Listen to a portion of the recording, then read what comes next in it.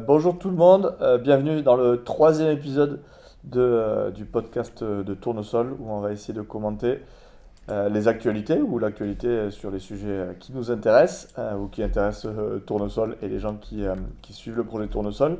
Du coup, on a Victor pour la première fois. Salut Victor. Salut, ça fait plaisir d'être là après tout ce temps. Ah ouais, après c'est tous les deux premiers podcasts que tu as séchés. Exactement, Euh, je m'en excuse d'ailleurs. J'espère bien. Et Lé qui est là, mais sans l'image. Donc voilà, c'est Lé qui se cache derrière le grand L. Oui. Et voilà, et on a un invité surprise qui est la page de partage de Jean-Loup où il y a pour l'instant Tournesol et où je vais un peu mettre les articles dont on va parler. Ouais, donc ça c'est la partie image pour ceux qui veulent nous suivre sur YouTube, mais en audio, on va faire en sorte qu'on soit complètement compréhensible en audio aussi. On va décrire les images et on va décrire les articles précisément. Du coup, je sais pas qui veut lancer les hostilités avec Ouais, le premier bah on article. peut. Je peux commencer. Un premier point que j'avais à discuter, c'est un truc intéressant sur. En gros, il s'est passé des choses incroyables en termes de régulation des algorithmes de recommandation. On en a pas mal parlé dans les deux premiers épisodes. Et j'ai envie de dire que ça continue. D'une certaine manière, les algorithmes de recommandation sont vraiment continuent à être vus de manière très consistante dans les textes de loi.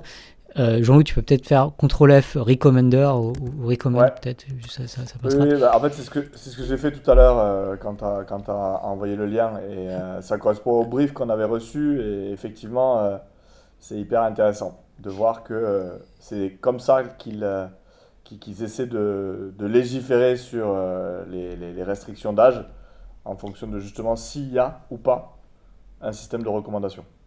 Ouais, donc c'est en Australie, ça s'est fait un peu en douce, c'est fait en mars 2026 alors que la réglementation était passée avant. Et du coup, il y avait ce besoin de spécifier qu'est-ce qu'on entend par réseau social. Ce qui est marrant, c'est que alors, les définitions qui sont rajoutées ont en fait rien à voir avec la définition étymologique, j'ai envie de dire, d'un réseau social. Un réseau social, Ouais. on s'est connecté avant tout des gens. Mais là, du coup, en Australie, ils ont rajouté deux conditions pour être considéré être un réseau social. Le premier, c'est d'avoir un algorithme de recommandation, enfin des fonctionnalités de recommandation, c'est dit dans le texte. Et le Ouais. deuxième, c'est le fait d'avoir un compte dans lequel il faut s'enregistrer, se login. Et donc, ça veut dire que, bah, typiquement, YouTube sans login, c'est tout à fait. Ça sort de la restriction Ouais. en Australie. Et donc voilà, donc c'est intéressant de voir que en Australie aussi, du coup, ça a été les fonctionnalités qui ont été ciblées plus que le réseau social en tant que tel. Enfin, en tout cas, ces fonctionnalités ont contribué à définir ce qu'était un réseau social. Euh, Au Brésil, il y a une approche qui est beaucoup plus par fonctionnalité. L'idée, ça serait beaucoup plus d'interdire certaines fonctionnalités.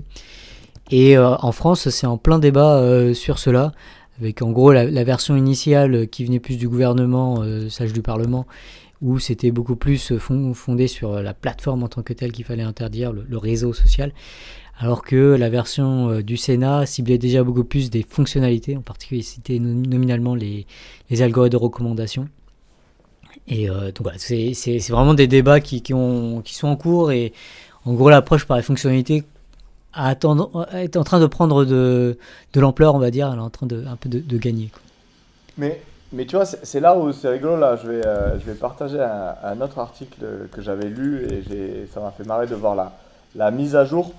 Il y a eu cet article du coup dans les algorithmes sur justement les thématiques de vérification d'âge. Et alors moi j'aime beaucoup ce blog avec lequel je suis souvent en désaccord, mais je trouve que c'est plutôt des désaccords féconds parce qu'il argumente vachement sa position, etc. Du coup c'est Hubert Guillot. Et on a beaucoup de choses où on est d'accord, hein. Mais sur cette interdiction on était vraiment en désaccord. Et en fait, moi ce que je m'étais dit, et on en avait parlé aussi, c'est que quand même dans la loi australienne au tout départ, moi, il y avait quand même. C'est comme s'il y avait les prémices de ce qu'ils essayaient de faire, même si ben, il avait fait maladroitement parce que toutes les législations, moi j'ai l'impression qu'au début, elles font ça hyper maladroitement parce qu'elles sentent qu'il y a un problème et on veut interdire et on fait ça un peu n'importe comment. Mais il y avait quand même cet esprit où en fait moi j'avais écouté des gens qui parlaient de ça sur l'interdiction, la première version en Australie, et où vraiment où ils insistaient sur le fait qu'on interdisait pas d'aller sur YouTube, on interdisait aux gens et aux jeunes d'avoir des comptes sur YouTube. Et en fait, et c'est là où ce que tu viens de montrer sur la nouvelle législation, ou en tout cas la précision de la législation australienne, elle vient taper sur ça parce que pourquoi ils interdisaient à la base le fait d'avoir un compte? Parce que c'est le compte qui permet aussi la recommandation personnalisée. Et c'est ça, c'est le compte plus la recommandation personnalisée, mais sans compte, il n'y a pas de recommandation personnalisée par définition. C'est ça qui permet les dark patterns et les trucs addictifs. Et ça, l'Australie l'avait déjà senti. Alors, il n'avait pas théorisé, il n'avait pas explicité dans la loi, mais c'était déjà ça. Et dans cet article, d'ailleurs, c'est là où tu vois que Hubert, il lit et il se renseigne vachement et son avis évolue. Il parlait du blog où moi, enfin, en tout cas, j'avais parlé de ça, de dire. Et moi, j'étais beaucoup plus convaincu de la position australienne au tout départ. Ce que l'Australie a fait est plus ciblé et beaucoup plus intelligent parce qu'ils interdisent aux mineurs d'avoir un compte et donc ils empêchent le profilage algorithmique. Et en fait, ils ne suppriment pas la liberté des mineurs d'aller sur YouTube, ils suppriment la capacité de YouTube de les connaître intimement à 14 ans.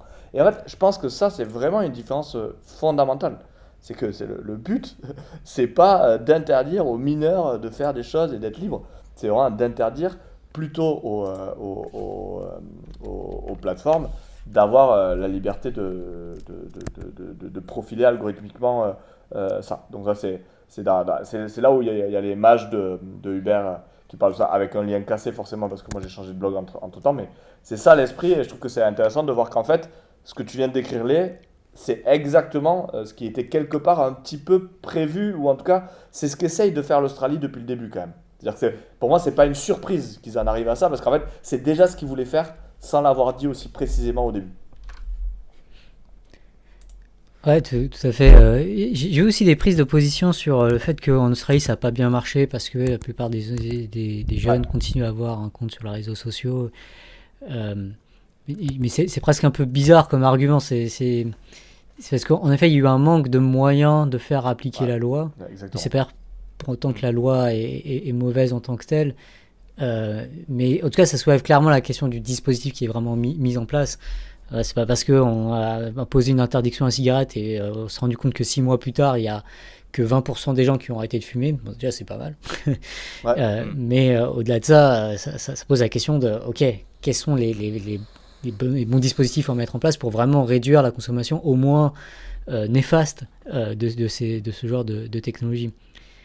Ouais, Ouais, c'est ça, parce exactement. que justement l'enquête disait qu'il y avait environ 60% du coup des adolescents australiens qui avaient contourné les règles. Mais du coup ici, je trouve que c'est important de remettre en avant le sujet du c'est mieux que rien. Évidemment que du coup ce qu'on va mettre en place, ça va pas être parfait, surtout sur le court terme.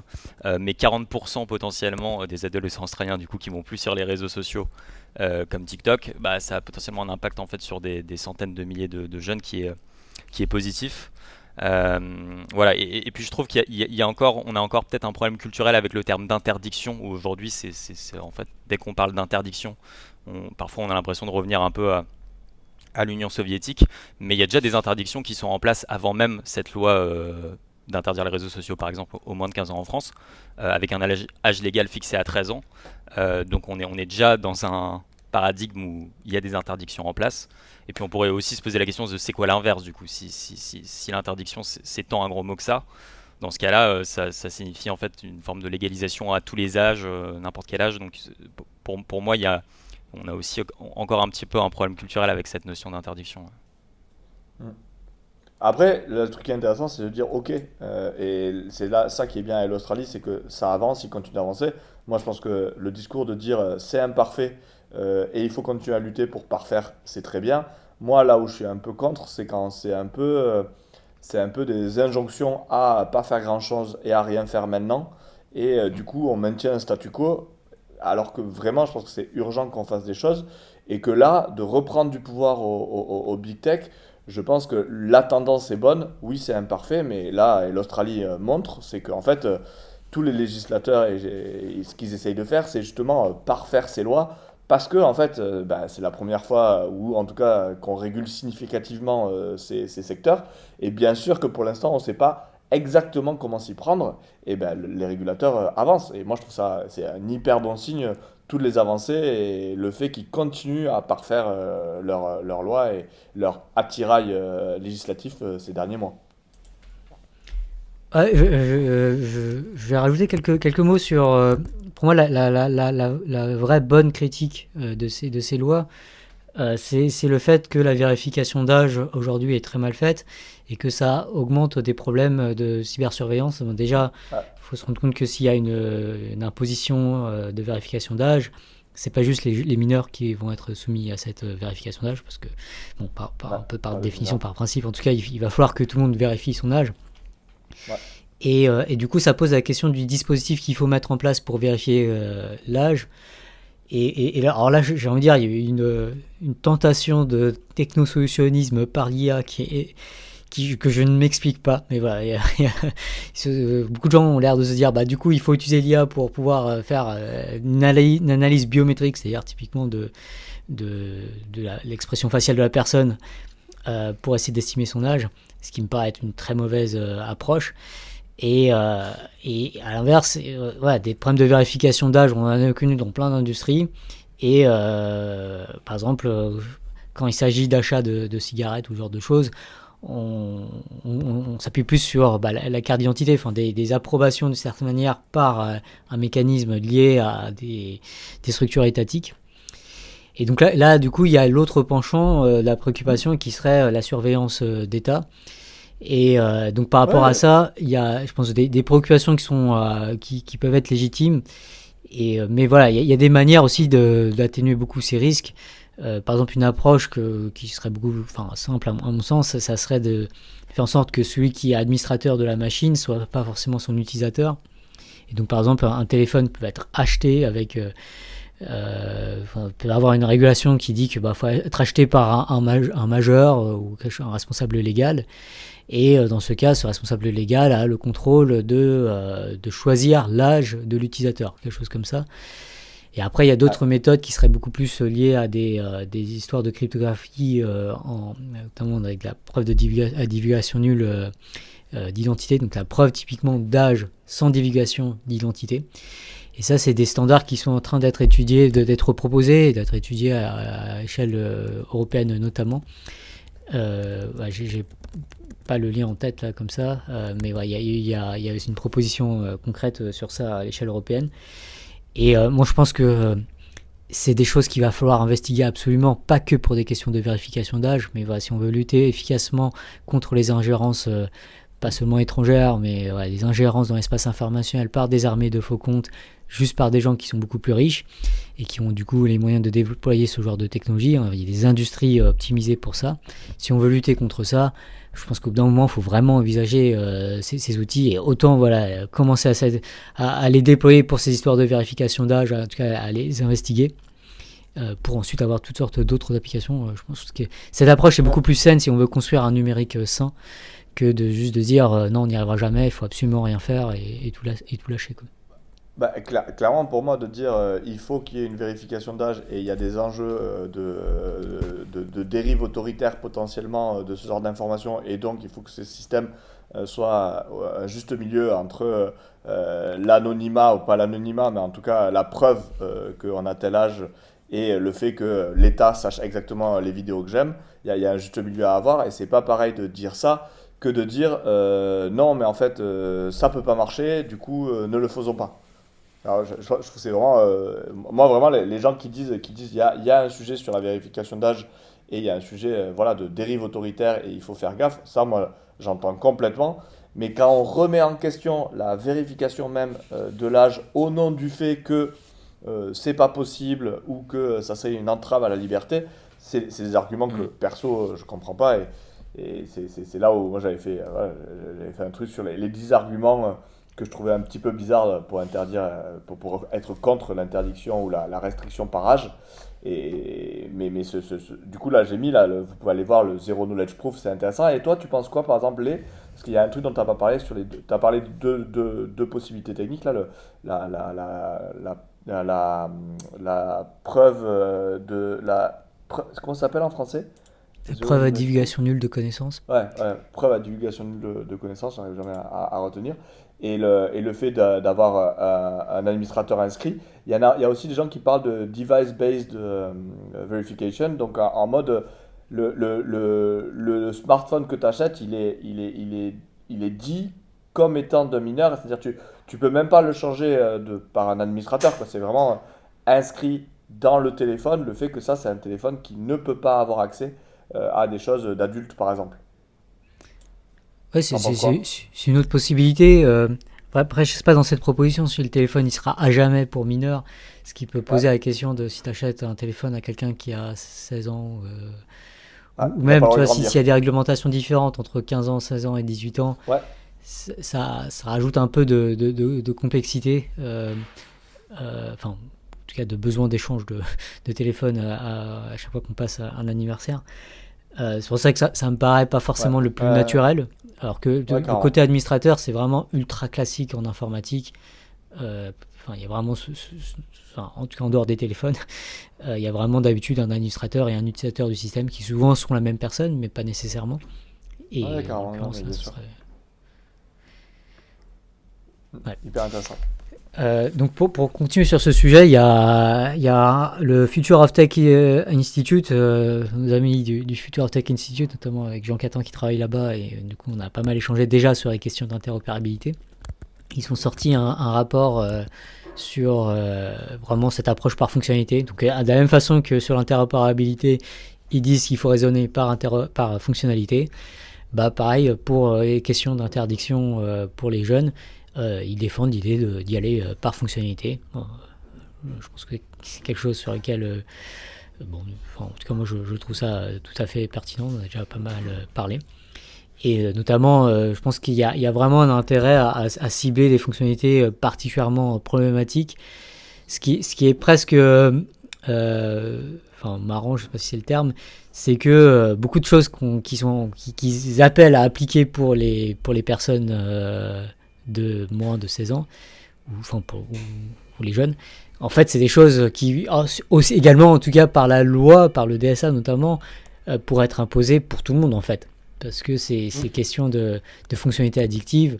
Alors du coup, ce ne serait pas une vérification d'âge, mais ça serait juste dire que certaines fonctionnalités vont au-delà de ce qui est acceptable à avoir, de la même façon qu'on interdit certains produits chimiques dans certaines cigarettes. Enfin, Bah, et un signe que tout le monde, c'est destiné à tout le monde, c'est que là, du coup, j'ai affiché le document et je sais pas si tu as vu l'annexe 1. C'est hyper drôle parce que c'est les Safe Social Apps in Google Play Store et moi, c'est que les applis de blocage que j'ai partout sur mon téléphone. Donc, elles y sont quasiment toutes. Il manque que Cold Turkey, là, ma préférée, qui y est pas. Mais sinon, il y a ScrollGuard, il y a Opal, il y a One Second, enfin, elles y sont toutes, quoi. Tous parce les, parce tous qu'elle les est sur bloqueurs téléphone de. aussi, Cold Turkey. Cold Turkey, elle est sur téléphone, mais c'est vrai qu'elle est moins bonne sur téléphone Ok. que sur l'ordi. Parce que ce que Mais dit ouais, pas Jean-Loup, du coup, c'est ce que assez dit pas, drôle. ouais, ce que dit pas Jean-Loup, c'est que cette liste, en fait, ça vient de Jean-Loup. Ah merde! Tu le savais pas? Ah si, Ah non, tu je le savais savais. pas. C'est Ah, toi j'avais qui m'avais oublié. envoyé les histoires de Ah, mais je, NoScroll et compagnie, hein. Et puis du coup, ah, je mais les je ai savais envoyés pas à que c'était Jean, comme et c'est ça. pour ça que Jean les Ah, a mais rajoutés à ce document, quoi. Ah, ben Quel d'accord. influenceur. Qui est Je influenceur savais pas. ce genre. En fait, l'intérêt, c'est à la fois de montrer que bon, Ouais. ces applis existent. Ça, Ah non, ça, mais bien ça sûr. permet de montrer aussi qu'il y a une demande de vouloir bloquer certaines fonctionnalités des réseaux sociaux. Et donc, c'est un peu chiant qu'on puisse pas vraiment les bloquer alors qu'il y a une demande de vouloir les bloquer. Et la troisième chose, c'est le fait que toutes ces applications, en fait, elles flirtent avec la loi à chaque fois, notamment avec les conditions les CGU, les conditions générales d'utilisation notamment d'Android, parce qu'elles vont utiliser des choses qui ne sont pas faites pour aller bloquer des fonctionnalités d'autres applications sur Android. Donc voilà, ça montre aussi ce qu'on appelle l'interopérabilité adversariale, quoi.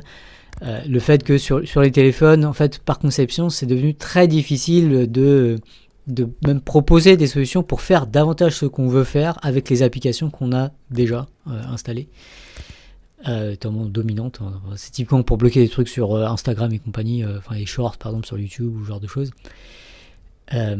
Et donc voilà, c'est aussi indirectement un appel à davantage d'interopérabilité exigée par la loi. Bien sûr, et effectivement, c'est assez incroyable de voir qu'il y a des applis de blocage qui dépassent le million de téléchargements, quoi, pour effectivement Ouais. insister sur le fait que c'est un vrai besoin. Sinon, il n'y aurait pas des millions de personnes qui téléchargent ce genre d'appli, qui téléchargent des applis, qui bloquent des applis qu'ils ont aussi téléchargées. Enfin bon, ça, c'est Ouais. assez drôle. Du coup, c'est intéressant aussi de noter à quel point le débat il est encore très focalisé sur les jeunes. Et ça montre bien Ouais. aussi qu'on est un peu dans cette Mm. phase de début de considération, de régulation de ces plateformes et de vraies actions concrètes. Euh, alors que plus le temps passe, plus on voit que justement cette frontière finalement entre jeunes et adultes est très floue et aussi en fait que les adultes dans leur utilisation ont une grande part de responsabilité dans l'utilisation des jeunes puisque à force de voir en fait des adultes toujours sur des écrans sur TikTok etc. Les jeunes en fait sont attirés par les mêmes choses quoi. Donc ouais il y a un vrai aussi sujet là-dessus et d'ailleurs le rapport je pense qu'ils ont le Fauti pardon en est conscient mais du coup dans le rapport il parle effectivement euh, d'empêcher les plateformes de déployer des fonctionnalités néfastes pour les utilisateurs de moins de 16 ans. Et du coup, ce qui est marrant, c'est que en fait, pourquoi pas en fait à tout le monde si c'est des fonctionnalités qui sont où c'est prouvé justement que c'est néfaste et ça a des effets catastrophiques. Mais bon, il faut s'adapter aussi au rythme du débat public. Ouais. Quoi. Mais, Oui, carrément. C'est un public vulnérable et donc il y a un Mm. enjeu à les protéger en premier, mais effectivement, un peu comme les cigarettes, tu t'arrêtes pas aux mineurs et tu dis, bah, ce serait bien si tout le monde s'arrêtait de fumer. D'où la position de la Grande-Bretagne, là, ou c'est nous ou c'est la Grande-Bretagne qui a fait un âge, qui a dit, bah, là, on veut une génération où il n'y a pas de tabac, et donc maintenant ils vont vérifier, et ça va pas être si t'es mineur ou pas mineur, c'est est-ce que t'es né avant, alors j'ai pas la date en tête, mais avant 90 ou 95 ou pas, quoi. moi, je ne connais plus la source de ça, mais c'est clairement un truc. D'ailleurs, ça me fait penser à un autre truc. C'est toi, Victor, qui m'a envoyé un article qui parle. Donc, j'appelle ça, moi, du doom scrolling passif, mais l'aspect néfaste, du coup, de la consommation des écrans des parents sur les jeunes. Ouais, exactement. Ouais, c'est un article qui est sorti assez récemment. Je peux retrouver le nom. Euh, hop, je vais regarder ça. Ben, en attendant, là, j'ai mis à l'écran le ban. Alors, je suis vieux et ça se voit parce que du coup, j'avais dit 1995. Mais non, le smoking ban, il est for people born after 2008. Donc, c'est bon. Après 2008, les gens seront interdits de fumer, même quand ils auront 80 ans en 2088, du coup. Du coup, c'est pour les moins de 18 ans, quoi, donc les mineurs Ouais, c'est pour les moins de 18 ans exactement aujourd'hui. aujourd'hui. Ouais. Aujourd'hui, exactement. Et l'interdiction les suivra. Donc tous les gens qui ont moins de 18 ans aujourd'hui auront à vie une interdiction de tabac. Et ça, en fait, ça vient illustrer le truc qu'on disait, qui est de dire, oui, alors il faut protéger les plus jeunes, et en même temps, ce que tu veux, c'est pas protéger que les plus jeunes, c'est protéger tout le monde. Donc comment tu fais, potentiellement, tu veux faire, en tout cas c'est le choix du Royaume-Uni avec le tabac, tu fais en sorte que la génération, pour eux, ça a toujours été interdit. Ah, Victor a mis le Ouais, lien. ouais, par rapport au doom scrolling passif, du coup, j'ai mis le lien. L'étude, ça s'appelle Mommy, do you love your phone more than me? Et donc, c'est une vraie phrase qu'a entendue, je crois, une des chercheuses et qui l'a poussé un peu à lancer cette étude scientifique. Juste d'enfants qui demandent à leurs parents si, puisqu'ils prêtent plus d'attention en fait à leur écran qu'à leur enfant, si juste ils aiment plus leur écran que leur enfant. Et en fait, ça résonne beaucoup avec mon expérience dans l'asso Lève les yeux parce que du coup ça fait 3 ans et demi que je travaille avec notamment des collégiens Ouais, et donc en fait dans les séances en début d'atelier j'ai tendance à faire des sondages un peu à main levée pour comprendre un petit peu leurs usages numériques et vraiment le sujet qui génère le plus de consensus entre les collégiens et entre les plus petits aussi hein, en école primaire c'est j'ai un papa, une maman ou un frère ou une sœur qui est trop sur les écrans en fait. Et ah, donc c'est très bien. il y a ce côté en fait les écrans créent une forme de pénurie d'attention humaine dans le Ouais, foyer puisque ouais. l'attention est portée sur les écrans et, euh, et du coup, en fait, ça c'est quelque chose qui a un effet, ça crée un cocktail vraiment explosif avec les nouvelles technologies d'IA affective, etc. Parce que les IA affectives, justement, ce qu'elles offrent, c'est une attention artificielle, illimitée et super stimulante. Donc en fait, d'une certaine manière, il y a le marché des IA de recommandation qui crée cette pénurie d'attention humaine. Et derrière, il y a le marché des IA affectives qui vient répondre à ce problème et résoudre la solitude dans le monde.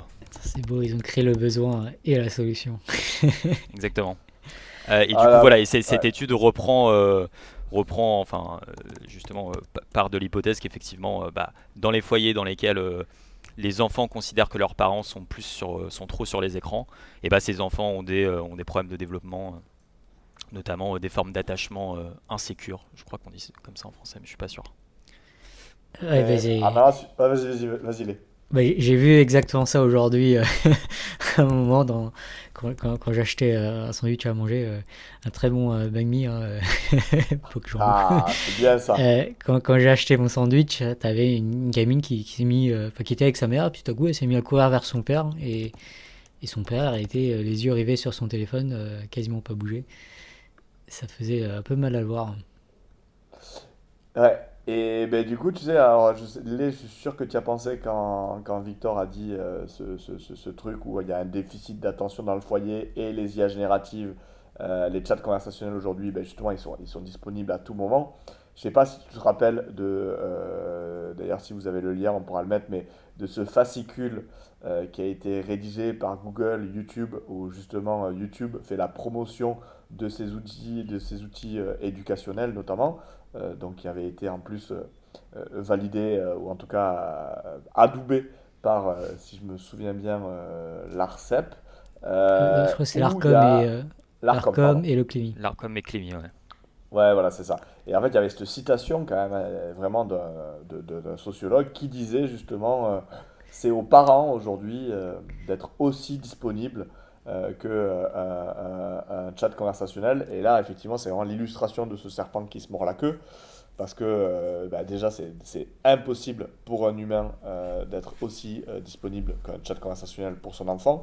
Et en même temps, c'est vrai que cet univers informationnel où on est tout le temps capté fait qu'on est souvent moins dispo que ce qu'il faudrait pour les enfants et pour les autres. Et vraiment, il y a ce truc où, de manière générale, il y a un système numérique aujourd'hui qui fait qu'en fait, on devient moins bon à être des êtres humains dans un univers où les systèmes informationnels et les systèmes numériques imitent de plus en plus, de mieux en mieux, les capacités humaines. En fait, nous, on devient moins bon à être des humains et eux, ils ne sont pas meilleurs à être des humains, mais meilleurs à imiter des comportements humains qui commencent à nous manquer. Et là, c'est terrible. Ah, c'est terrible. Ouais. C'est terrible. Sachant qu'il y a une étude qui était sortie aux États-Unis de Common Sense Media, et ils estimaient que 33% des jeunes Américains utilisent en fait des IA affectives pour en gros remplacer des relations sociales, en tout cas en tant que entre guillemets amis ou thérapeute ou autre. Donc c'est déjà un phénomène de masse quoi. Euh, 33%, t'as dit. ouais, un tiers environ. Ah, Un tiers environ. Alors, je vais essayer de retrouver, parce que deux têtes, je crois que c'était un tiers des Américains qui se disaient prêts à faire ça. Je sais plus s'ils le faisaient effectivement. Je sais pas, peut-être que on peut essayer de Ouais, vérifier, mais je me j'ai souviens un. de ce chiffre de un tiers aussi. Ce qui est énorme hein, aussi, hein, mais entre un tiers qui le font vraiment et un tiers qui se disent prêts, Ouais, c'est... j'ai mis le lien du Ouais, PDF dans la conversation. Si tu arrives à l'ouvrir. ouais, j'y suis là. Vas-y. Et c'est Ah page oui, 3 du document, je crois. ah, t'as raison, Et t'as ce raison. qui. Là, moi, Alors, j'ai presque un tiers des adolescents ouais, trouvent que les IA conversationnelles sont plus ou aussi satisfaisante, satisfaisantes ouais.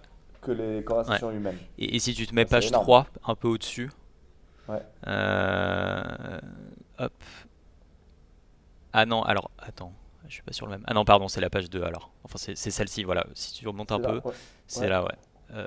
Un peu au-dessus, 33% des Ah ouais. Ok. adolescents Non, utilisent c'est bon. des IA compagnons pour de Ah ouais. l'interaction sociale, Non. quoi. Ah ouais, c'est. Ouais. Et du coup, il y a un tiers qui trouve que c'est aussi bien, voire mieux. Ouais. Ok, ok. tout, tout va Donc, bien.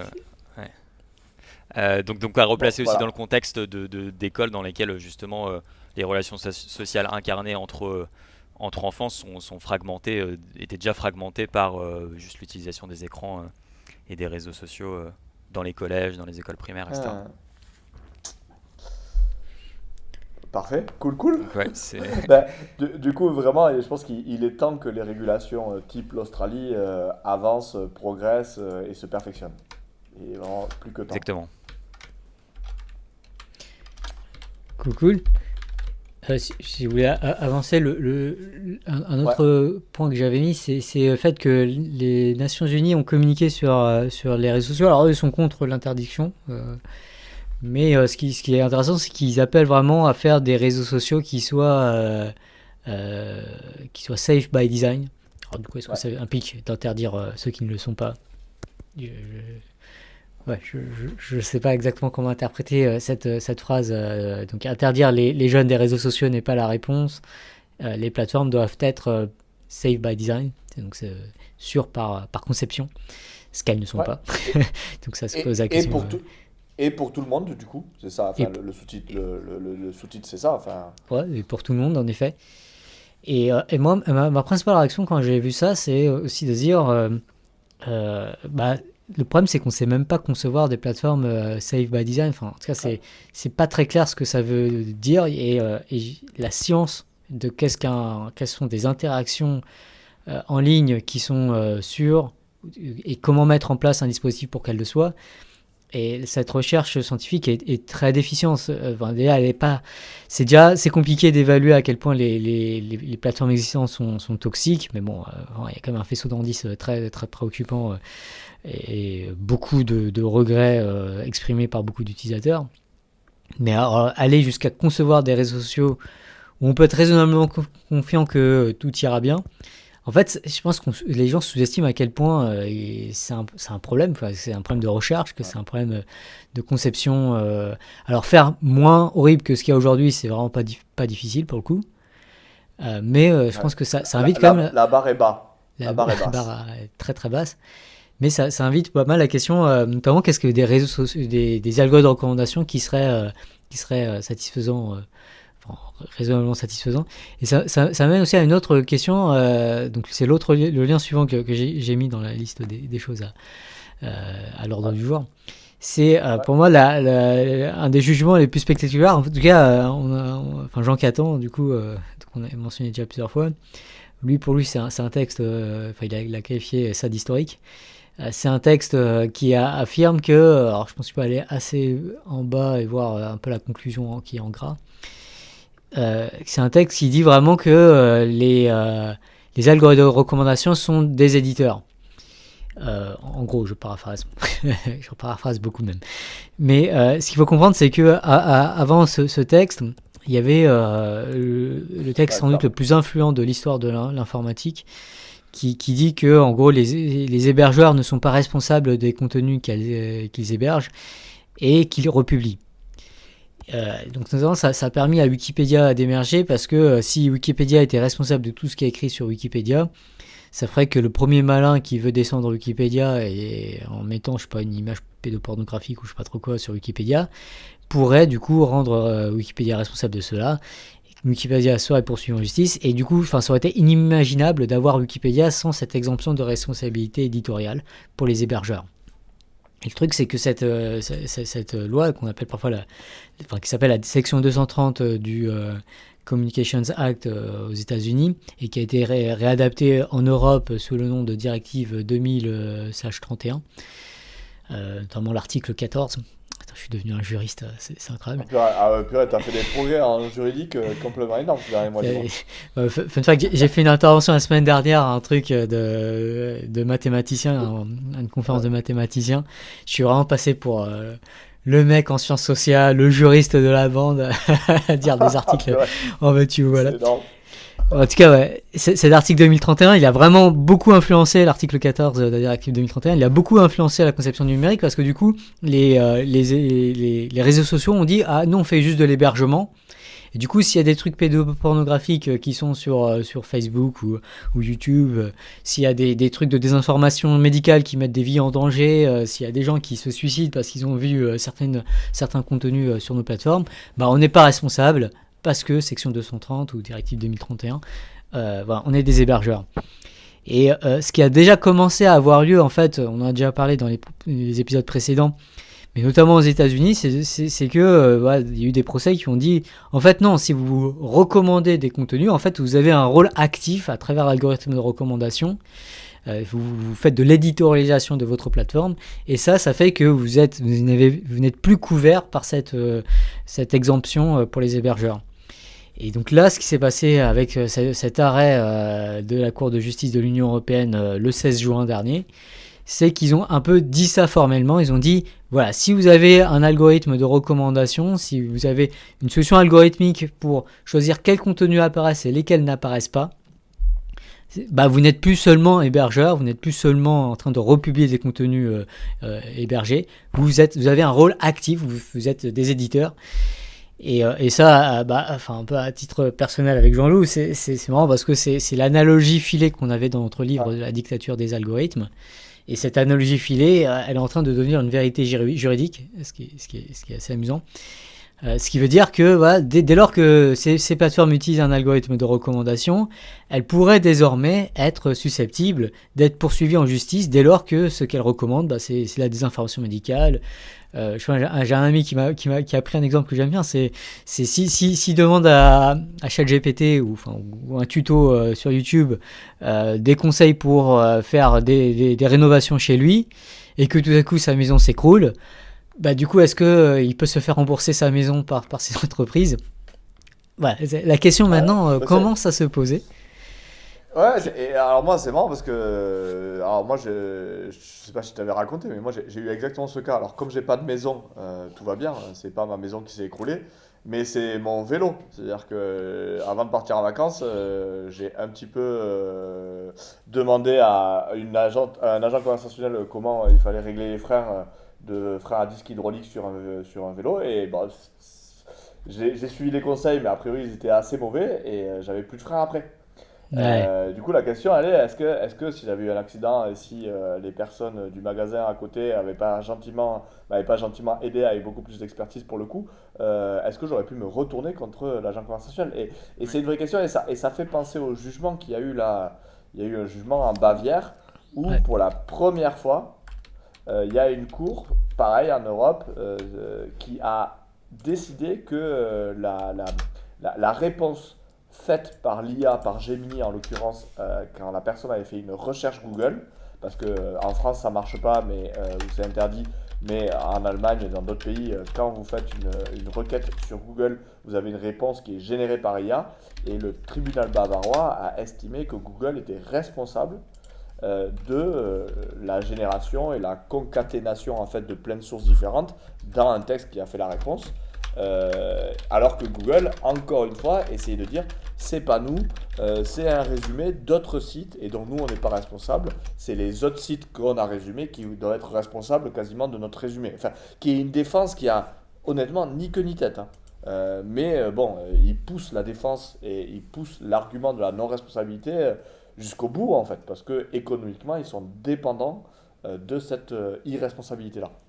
Ah, Ouais, bah, il y a il y a des éléments similaires aux États-Unis, justement, notamment dans le cadre du procès sur le suicide de Soul Setzer, donc qui avait utilisé Character AI, pardon, et donc qui avait développé une relation addictive avec ce chatbot et qui avait mis fin à ses jours. Du coup, il y a un procès aux États-Unis et Character AI, l'entreprise du coup qui est spécialisée dans le développement de ces chatbots, a demandé, je crois que c'était l'été dernier, une extension du premier amendement pour conférer un droit de liberté d'expression en fait à son chatbot, et du coup pour se déresponsabiliser de ce qu'a dit le chatbot. Donc, Ouais. Les juristes des big tech ils sont quand même très très forts. ouais, c'est Léa, très il va fort. falloir que tu continues à progresser.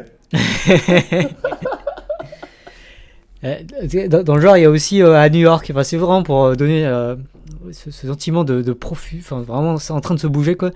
À New York aussi, il y a un projet de loi sur le fait que, dans l'État de New York, que du coup, notamment à chaque fois qu'il y a un conseil donné par un chatbot qui correspond à un conseil d'un statut professionnel protégé, donc typiquement les médecins ou les avocats, à ce moment-là, l'IA enfin, alors je sais plus si c'est totalement, enfin si c'est une question de responsabilité ou juste qu'elle n'a pas le droit, mais voilà, en tout cas il y a des initiatives aussi aux États-Unis pour essayer d'encadrer la responsabilité éditoriale de ces algorithmes lorsqu'ils fournissent des conseils. Ça se bouge, ça se bouge. Et juste, est-ce que tu as, parce que j'ai essayé de regarder, parce que j'ai l'impression que dans le texte de loi là, européen, si je me trompe pas, ils font ça un petit peu. C'est des juristes, hein, ou en tout cas, moi je comprends pas forcément la langue, mais si je comprends bien, donc quand je fais une recherche sur Recommender, en fait, ce qu'ils essaient de faire, c'est ils essaient de dire que si pour être qualifié d'une vidéo plateforme juste d'un hébergeur de vidéos, il faut qu'il n'y ait pas de recommandation. Donc en fait, quelque part, ils font l'inverse. Ouais. Attends, tu peux peut-être remettre le texte en gras que je connais un peu mieux en bas. Ah ouais. Et celui-là là. Est-ce que j'essaie de pouvoir me retrouver donc en particulier le 2 là, le paragraphe 2 must be interpreted as meaning that. Donc en fait c'est que l'article 14 et l'article 15 parlent déjà ils parlent du statut d'hébergeur. Et donc l'idée du coup le premier tiré là, c'est de se dire à chaque fois que à travers un algorithme, un opérateur d'une information la phrase est très longue, hein, rien que savoir où est le verbe, c'est pas évident. Oui, voilà. Les juristes sont quand même pas très bons pour écrire des phrases compréhensibles. Mais ouais. En fait, ils font ce truc à l'inverse, tu vois, même à la fin de la phrase, ils disent le résultat de ça, donc de faire de l'éditorialisation algorithmique, c'est que ça ne peut pas être classifié comme le provider et comme juste une plateforme neutre. Parce qu'après, en fait, dans l'article 14, c'est ça que j'avais vu, donc j'avais bien compris. C'est là, si tu veux, en fait, ce qu'ils disent dans cet article, là, tu vois. C'est pas celui-là. C'est pas celui-là, c'est directive 2031. Attends, parce que je l'avais trouvé en faisant un recommend. Attends. C'est pas ça? Ah! Attends. J'imagine Jean Catan qui nous entend est en train de se retourner dans sa tombe. mais non, tu rigoles, il se dit que c'est bien, on s'intéresse à ça. C'est pas notre habitude à la base de lire des textes de loi quand même. C'est des phrases pas faciles à lire à chaque fois. Hein. Putain, mais c'était où j'avais vu ça? Ok, moi j'avais trouvé ça tout à l'heure, mais ok, c'est pas ça. Mais ouais, en tout cas. Notamment il y avait j'ai entendu aussi d'autres personnes commenter ce texte en particulier en disant que c'est historique, hein, c'est un grand pas, mais c'est il y a encore la question de parce que c'est une directive, c'est un arrêt du coup qui dit une manière de ne pas interpréter certaines choses, mais il y a encore la question de comment est-ce que les différents États, parce que ça revient ensuite aux États membres de savoir comment appliquer ça, et du coup il y a encore une question d'interprétation par-dessus qui va persister, et en particulier on attend vraiment les jurisprudences à venir qui risquent de c'est compliqué là le droit. Putain, tu m'étonnes. Mais en tout cas, si on applique vraiment ce texte, j'en ai parlé un peu avec Jean, en tout cas, si on l'applique vraiment tel quel et qu'on se dit vraiment, on le lit de façon vraiment littérale, et il y a parfois un problème parce qu'il y a beaucoup de textes de régulation, si on les lit de façon littérale, ils sont presque trop, ils sont même, je dirais, trop sévères, ils impliquent des choses qui vont très très loin. Et du coup, ça pose un peu la question de à quel point est-ce qu'on les applique vraiment. Du coup, il reste un flou. C'est quand même mieux d'avoir des lois qui sont appliquées. Du coup, on sait à quoi s'en tenir. Mais voilà, parce que, par exemple, si on l'applique vraiment, ça pose vraiment la question, est-ce que Google Search, par exemple, n'est pas en violation de ces choses? Donc, tu parlais, par exemple, de ton vélo.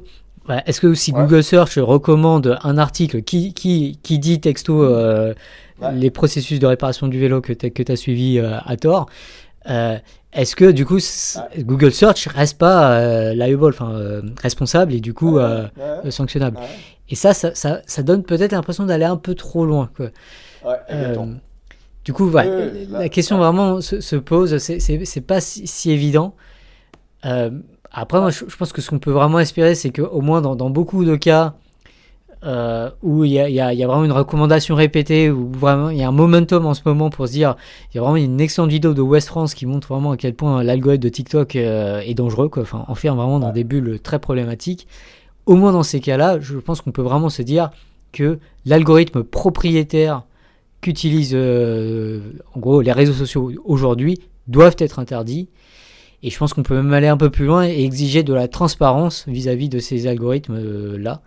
Puis ça m'amènera à d'autres questions, mais je ne sais pas si tu veux finir là sur cet article. ouais. Non, et ouais, et je peux finir parce que j'ai trouvé le passage. En fait, c'est vraiment le 13.1 AA là. Tu vois, ils disent Video Sharing Platform Service et ils disent ce que c'est. Donc, vidéo, tu vois, le truc qui est vraiment classique et qui peut être considéré comme neutre.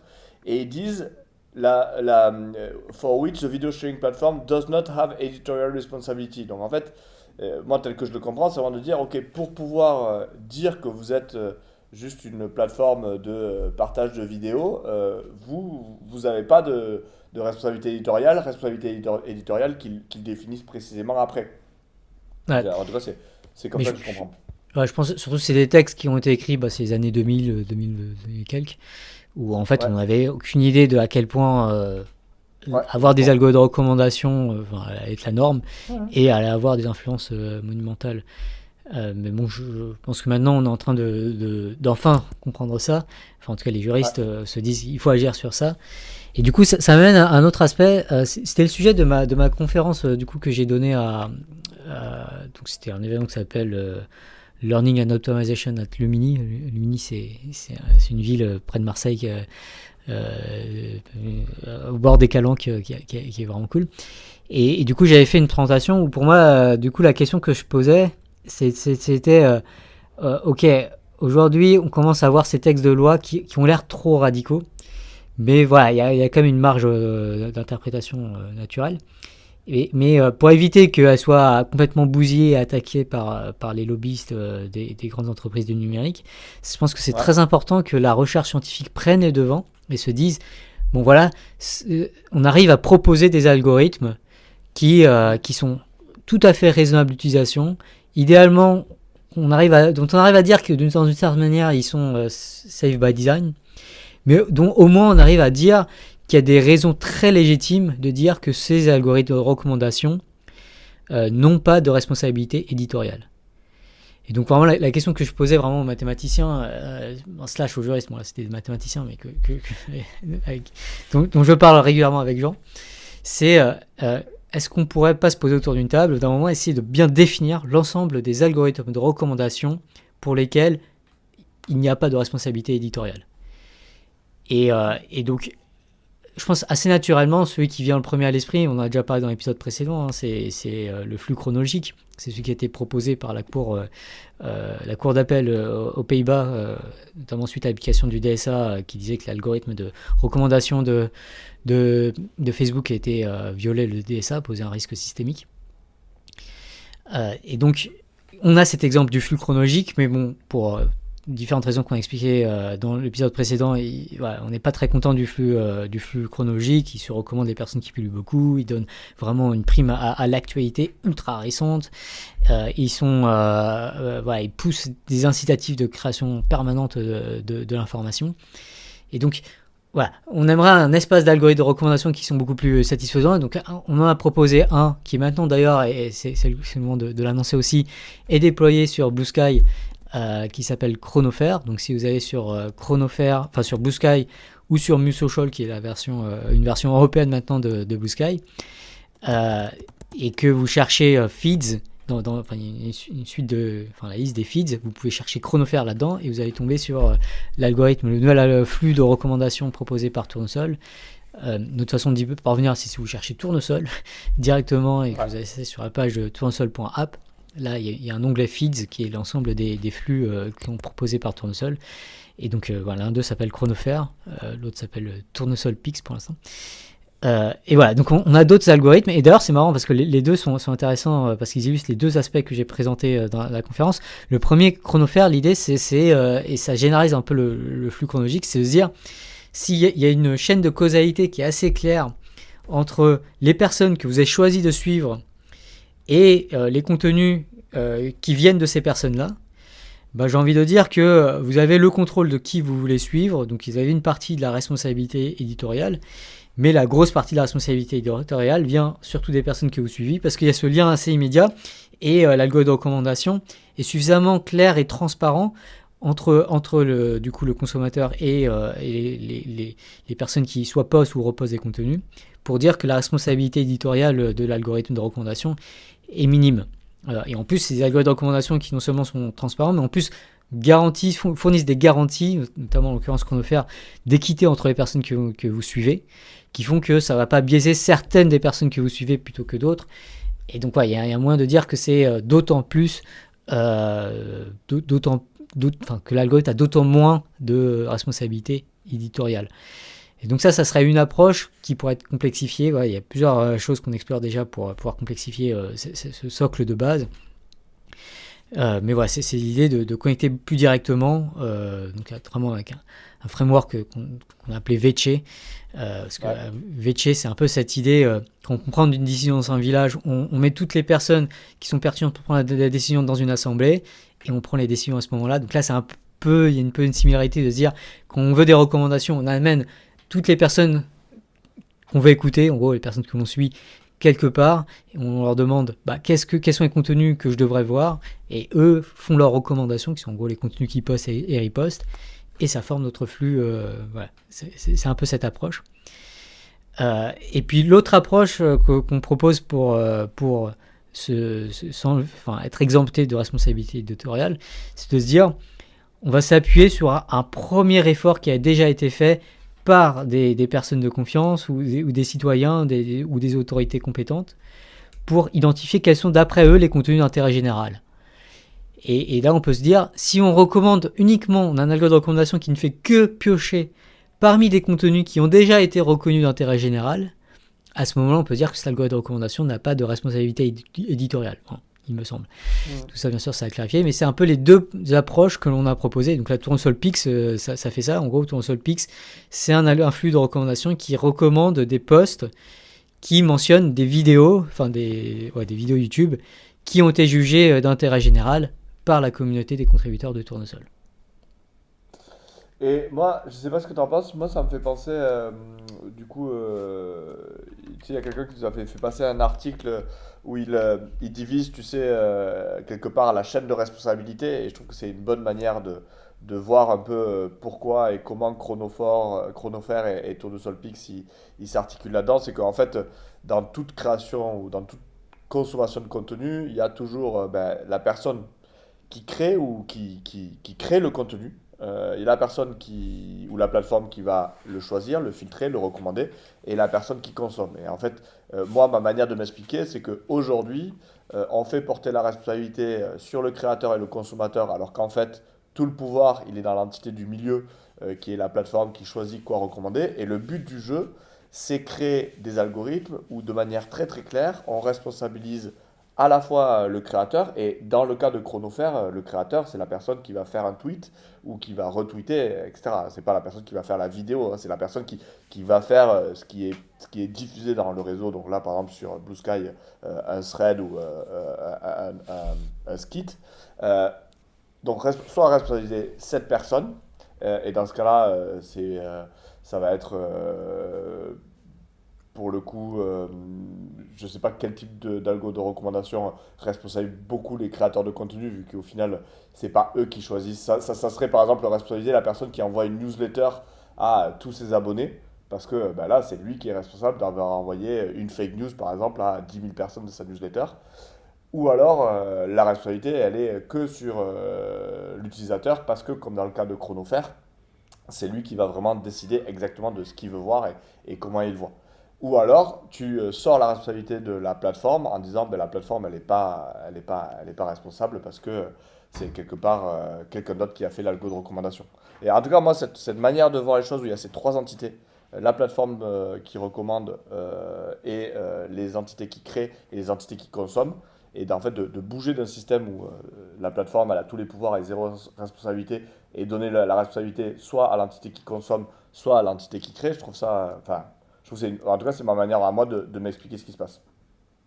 Ouais, je pense que c'est une décomposition enfin, tout à fait intéressante. Donc c'est Etienne Koppel, j'imagine, dont tu parles, Ouais, exactement, ouais. qui a C'est travaillé c'est donc pour l'article qu'il a écrit. Article 19 et qui a beaucoup réfléchi à ces questions.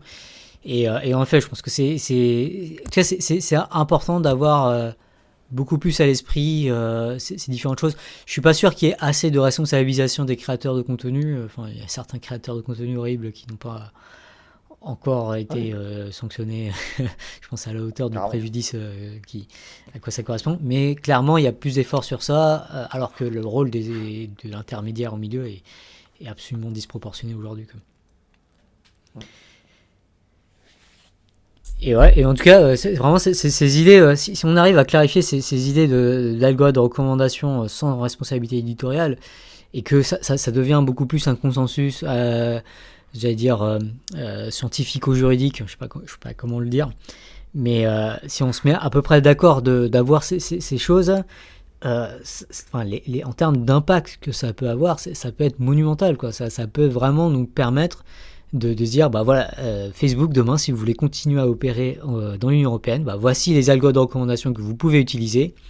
Et si vous utilisez vos trucs propriétaires, bah présomption de non-recommandabilité ou je sais pas trop quoi, vous devez nous servir. Enfin voilà, faut qu'il y ait d'abord une preuve que ça soit un truc où vous n'avez pas de responsabilité éditoriale, ou alors, dès qu'il y a une recommandation qui met quelqu'un en danger, il y a les moyens de vous faire payer. Et en gros, Ouais, exactement. s'il y aurait ça, enfin, ça sera la fin du business pour ces entreprises, parce que les montants des préjudices sont juste énormes. Enfin, on a déjà parlé la Ouais, dernière fois de cette personne qui, aux États-Unis, à Los Angeles, a gagné 6 millions de dollars de dommages et intérêts pour avoir fait une dépression.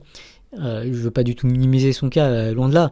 Mais malheureusement, il y a des dépressions à cause des réseaux sociaux et ça se compte en centaines de milliers, voire en millions, voire en dizaines de millions à travers le monde, voire plus. Et là enfin, 1 million fois 1 million, c'est bien au-delà de ce que Facebook est capable de payer. mais c'est intéressant parce que moi je vois vraiment avant même de dire que il y a une présomption de non-recommandabilité qu'on imposerait. Je pense vraiment le système de dire ok, si vous voulez vos propres algos de recommandation qui fonctionnent à votre sauce, vous êtes responsable. Je pense que ça serait la première étape avant d'arriver à imposer potentiellement un principe de non-recommandabilité, c'est-à-dire en fait vraiment réguler même tous leurs algos de recommandation et tout ce qui pourrait même déployer, juste leur dire maintenant, Ouais. cela vous êtes responsable. Pour moi, c'est la première étape et rien que celle-là, elle est hyper puissante. Et Ouais. pour le coup, c'est un combo qui est acceptable parce qu'aujourd'hui, je pense qu'on est dans une situation où c'est inacceptable, même pour tous les gens qui regardent un peu la situation, de dire ah, mais vous voulez juste interdire des algorithmes de recommandation, mais du coup, on fait comment? Comment les réseaux vont fonctionner, etc. Alors que là, le double combo de dire non, non, mais en fait, il y a des algos de recommandation qui sont déployables et qui sont autorisés parce que safe by design.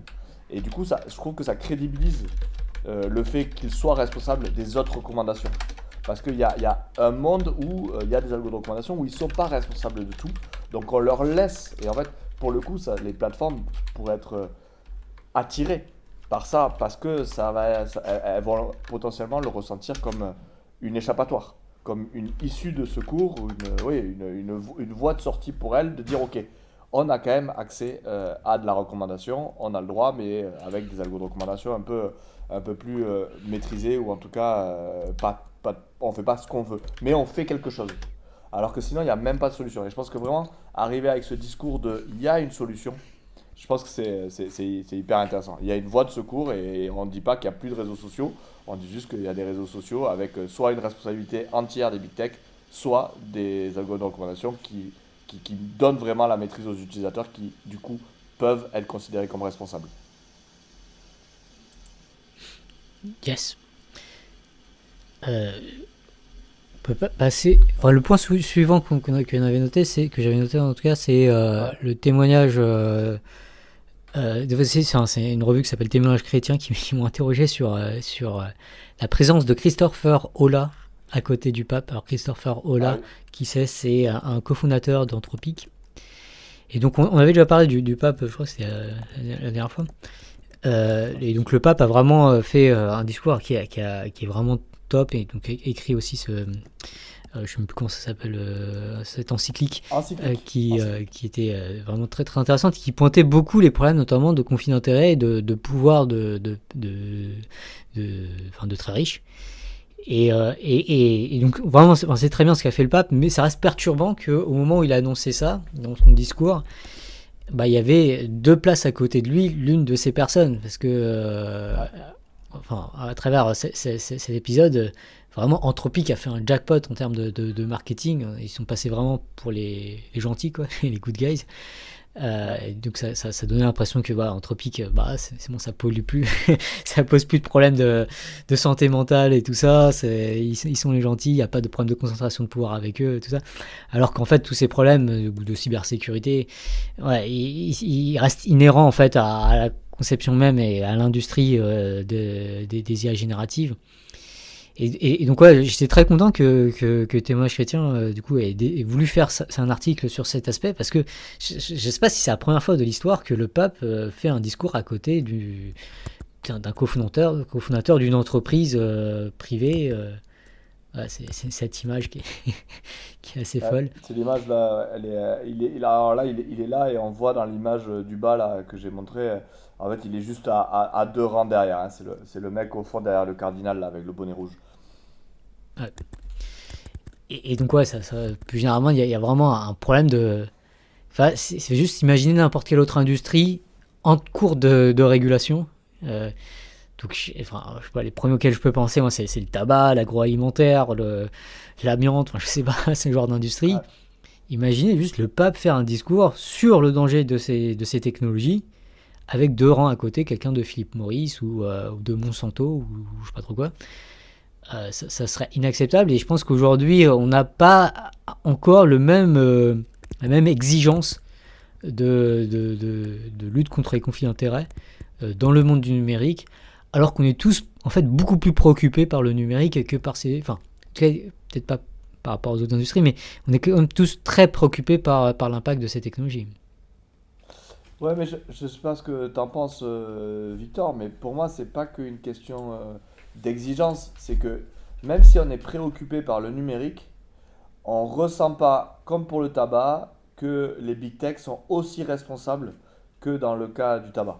C'est-à-dire qu'il y a un truc comme on pense qu'ils sont pas aussi responsables, et que en fait, ce qu'ils font, c'est un peu ce que n'importe quelle boîte aurait fait, ou c'est un peu le cours de l'histoire où tu remplis avec n'importe quelle justification déresponsabilisante, donc on n'a pas la même exigence.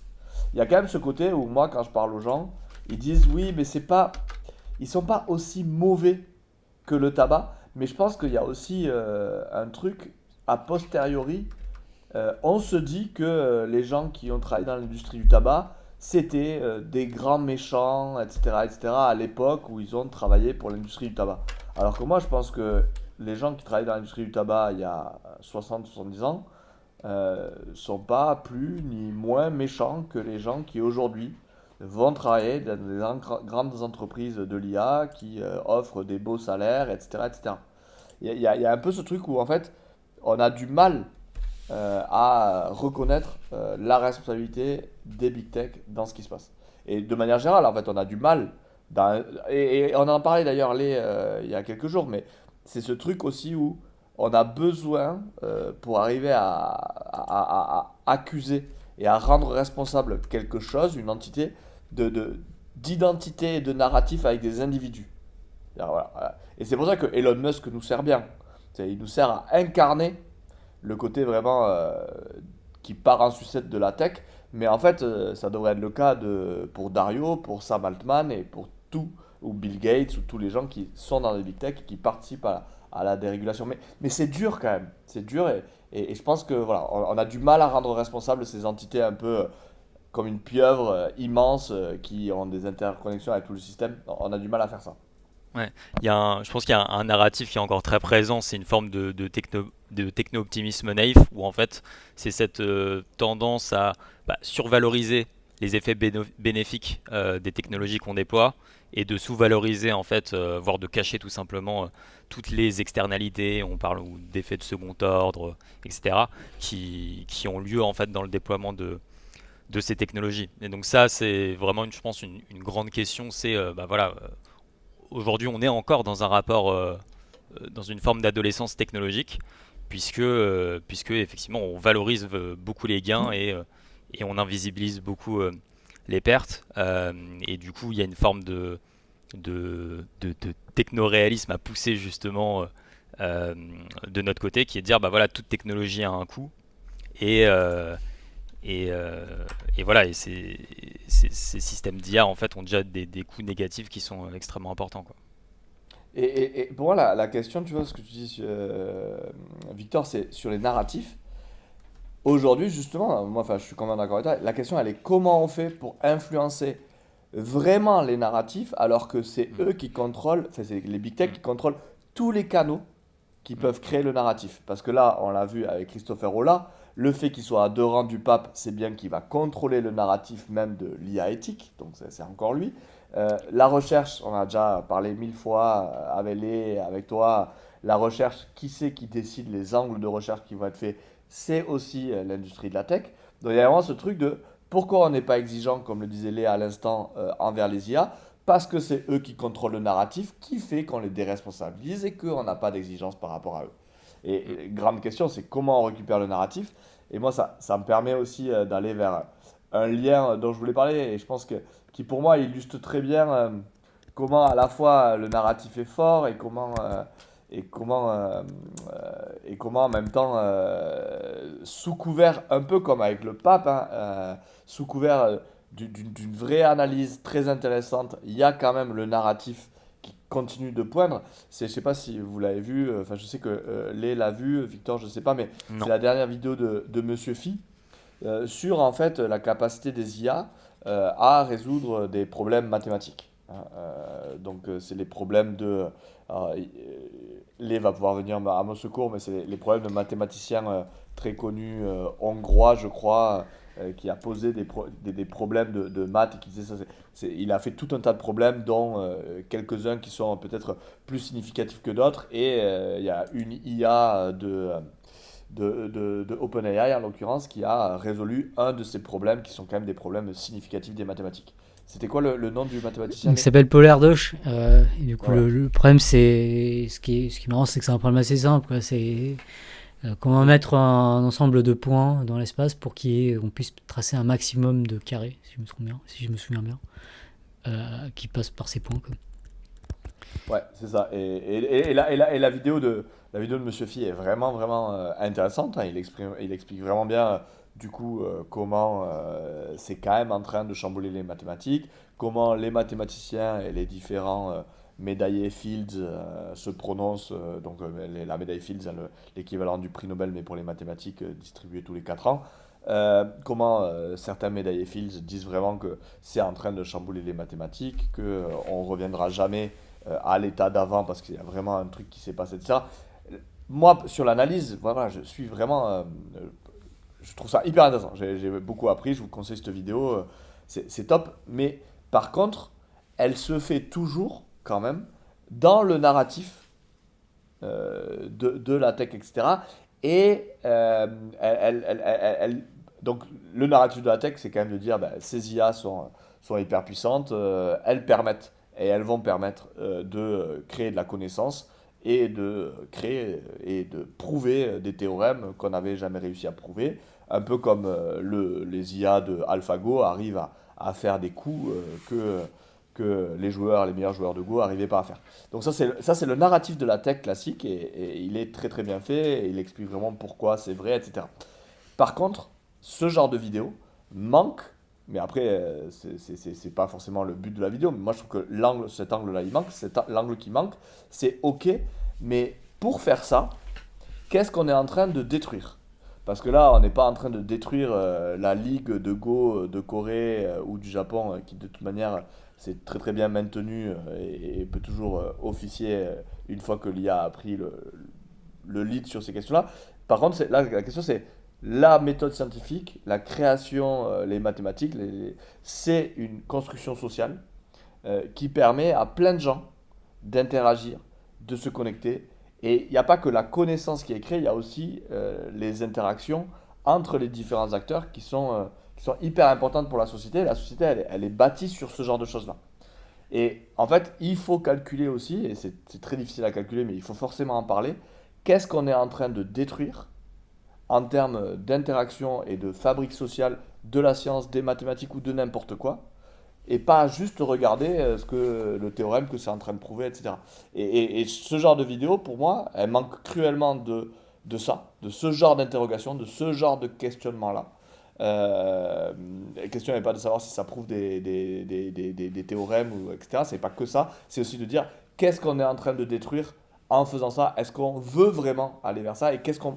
Enfin, c'est ces genres de questionnements qui, moi, me manquent beaucoup dans ce genre de vidéo. Ouais, bah, alors du coup, je vais parler en tant que mathématicien, on va dire.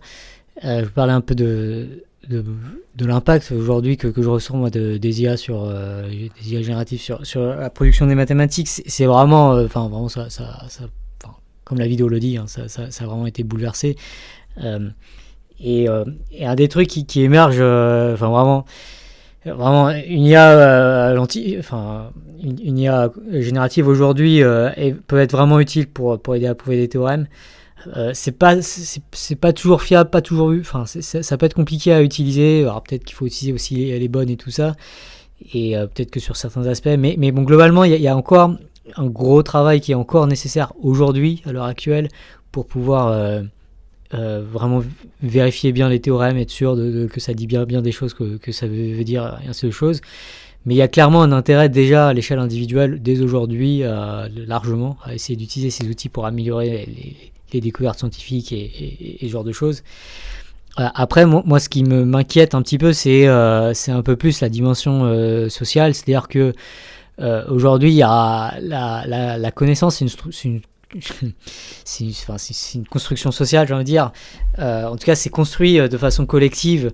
Donc, il y a ce système de peer review où, en gros, un mathématicien écrit d'abord un article, puis il est analysé par des pairs. Qui ensuite on reconnaît la validité non seulement mathématique mais aussi l'intérêt pour la communauté mathématique, et donc tout ça est fait que ensuite l'article est plus ou moins reconnu et tout ça.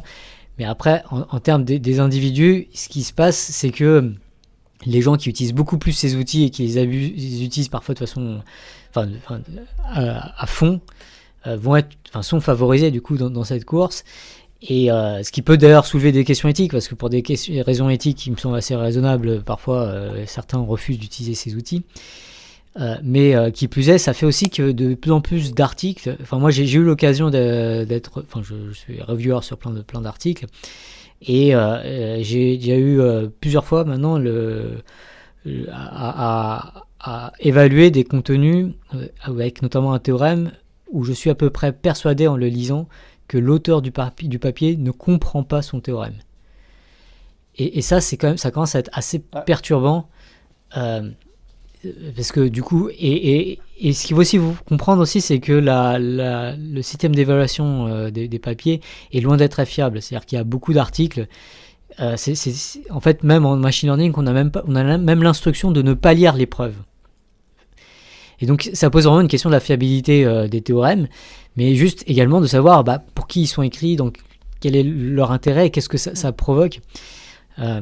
Si en plus on rajoute dessus une dimension lobbying, parce qu'aujourd'hui il faut se rendre compte que surtout en machine learning, vraiment il y a un lobbying énorme des industries du tech au niveau de la recherche scientifique. On a déjà parlé, alors je sais plus si c'est sur ce podcast, mais bon, en tout cas on a tous parlé, je pense, sur nos chaînes respectives, et en tout cas on a une tribune dans Uzbek Erika qui est co-signée par nous trois sur les conflits d'intérêts. Il faut se rendre compte que vraiment en IA, et plus encore en éthique de l'IA, la proportion de chercheurs qui ont un conflit d'intérêt est de l'ordre de 90 à 97%, c'est vraiment énorme, et qui ont eu un conflit d'intérêt dans le passé, pas forcément dans l'instant présent. Et donc dans ce conflit, il y a des intérêts énormes à biaiser la recherche scientifique, à déprioriser les questions de sécurité, d'éthique, ce genre de choses, et à beaucoup plus favoriser les productions scientifiques qui vont survendre les capacités de ces IA, à commencer par exemple par les publications qui affirment que les solutions ont été générées par IA, par exemple, ou que l'IA permet de résoudre tel ou tel problème. Et donc ça peut donner une image complètement biaisée de ce qui est intéressant lorsque l'on parle des IA, qui peut conduire ensuite à des dépriorisations complètes de la recherche scientifique financée par le public. Enfin, vraiment la recherche, ce que j'aime, enfin, l'ancien président de l'école polytechnique fédérale de Lausanne, où j'ai longtemps été vulgarisateur et chercheur, lors de la conférence de clôture, de la clôture de son mandat, lorsqu'il est parti à la retraite, il a vraiment ouvert sa conférence, ce que j'ai adoré, il a ouvert en disant les premières personnes que j'aimerais remercier pour toute ma carrière, ce sont les contribuables, parce que c'est avant tout eux qui financent la recherche publique, enfin c'est très largement eux qui financent, c'est eux qui financent la recherche publique. Et ce qu'il disait, c'est que du coup il pensait que la recherche publique financée par le contribuable devait être au service de l'intérêt général et des contribuables en particulier. Et il a rajouté que cette phrase était controversée. Il a dit, je sais qu'il y a des gens dans cette salle qui sont pas d'accord. Et je pense que c'est vraiment dommage, et que plus les IA intègrent le monde de la recherche scientifique, moins cette recherche scientifique, du coup, va être au service. Enfin, en tout cas, il y a un risque qu'elle soit de plus en plus biaisée par les gens plus productifs, par les gens qui veulent plus biaiser, qui sont prêts à utiliser ces outils pour pousser leur narratif. Et donc, pour moi, il y a vraiment une question qui est de l'ordre même moral à ce niveau-là, mais qui est même au niveau de l'intégrité de la science, de la qualité scientifique. On l'a vu avec les industries du tabac. Il y a vraiment tous ces risques qui sont importants aujourd'hui à mentionner quand on parle de la recherche en mathématiques, et encore plus en mathématiques appliquées. Après, moi, ce que je vois dans ce que tu me dis aussi sur les preuves de mathématiques de papier, où tu sais pas si c'est un humain qui l'a rédigé, ou en tout cas l'humain qui comprend pas son propre théorème, etc., c'est qu'en fait, la société et notamment la connaissance ou le système de création de connaissances scientifiques, elle est quand même basée sur la confiance que des humains portent dans d'autres humains. Et que quand tu commences à utiliser massivement l'IA pour faire le plus de papiers, le plus de preuves possible, le plus rapidement, tu érodes encore une fois cette confiance dont la société a besoin, dont la communauté scientifique a besoin. Et en fait, tu vas te retrouver quand même dans un système où, ok, tu as des systèmes qui vont faire des super preuves mathématiques, mais en fait, tu vas plus avoir la confiance suffisante dans les humains après, entre humains de cette communauté, pour soit valider les preuves et bien vérifier que ce théorème est valide, ou même après, pas la confiance nécessaire pour en faire quelque chose de cette connaissance. Et donc, il y a vraiment, moi je pense qu'il y a aussi cet angle à avoir, de regarder, de dire la connaissance, elle est aussi dépendante de ce que les humains vont être capables d'en faire après, que ce soit pour l'intérêt général ou autre. Et je pense qu'aujourd'hui, créer de la connaissance, mais détruire la capacité des humains à faire quelque chose de cette connaissance, c'est un calcul qui me semble osé. Et je pense qu'il faut du coup s'intéresser aux deux. C'est-à-dire s'intéresser à, ok, ça crée de la connaissance, ça participe à créer, ça facilite ou ça participe à améliorer la connaissance, mais comment on fait pour que ça fasse ça sans détruire notre capacité à faire ensemble et à continuer à faire société et continuer à faire des projets scientifiques ensemble, par exemple, parce que toi, une fois que tu auras relu 12 papiers avec des preuves inventées dans tous les sens, je suppose qu'à un moment, ta patience aura des limites en termes de reviewing. Oui, clairement, patience. Je pense que la qualité de mes reviews a baissé déjà. Non, mais, et tu vois, et du coup, ça, faut en parler. C'est aussi une conséquence aujourd'hui de l'utilisation massive de ces IA dans les papiers scientifiques en mathématiques, par exemple. Ouais, sans compter que le travail de reviewer est très peu valorisé, et ce qui fait que il y a beaucoup de reviewers qui utilisent directement l'IA pour faire l'évaluation des contenus qui sont censés reviewer. Voilà. Et donc là, ça pose vraiment la question de l'intégrité, la fiabilité de la science à ce niveau-là. en rajoutant par-dessus aussi une question de concentration du pouvoir vers les machines. C'est-à-dire si le référent devient les machines, et surtout s'il n'y a que quelques acteurs qui ont ces machines, enfin qui développent les logiciels, du coup, ça pose la question de la concentration du pouvoir et potentiellement l'introduction de biais. Si tout à coup l'IA se dit ah oui il y a tel théorème, mais vous voudrez s'intéresser à tel autre théorème. Et moi, je veux dire, peut-être un truc un peu, enfin tout ça c'est important, hein, mais si vraiment tout ça était orienté, si la recherche scientifique était vraiment orientée sur des questions d'intérêt général, enfin typiquement très concrètement, quand il y a des projets qui utilisent à fond l'IA agentique, mais pour un truc où l'objectif est assez clair et que c'est assez clair que ça va au service de l'intérêt général et que ça va permettre d'avancer sur des questions délibératives ou démocratiques et tout ça, si l'objectif est très clair, je veux dire, oui, c'est intéressant. Mais quand l'objectif n'est pas clair et que tu as l'impression de faire juste de l'IA générative pour valoriser l'IA générative ou ce genre de choses, là pour moi, il y a des enjeux vraiment de fiabilité, enfin de confiance et d'ingérence en fait du pouvoir technologique qui sont extrêmement préoccupantes. Ouais, ça me rappelle, enfin, je pense des problèmes un peu systémiques aussi notamment du paradigme économique dans lequel on est, c'est que on a tendance, enfin en tout cas les grandes industries ont tendance à poser la question du comment on fait plus, parce que du coup il y a des logiques de retour sur investissement, etc.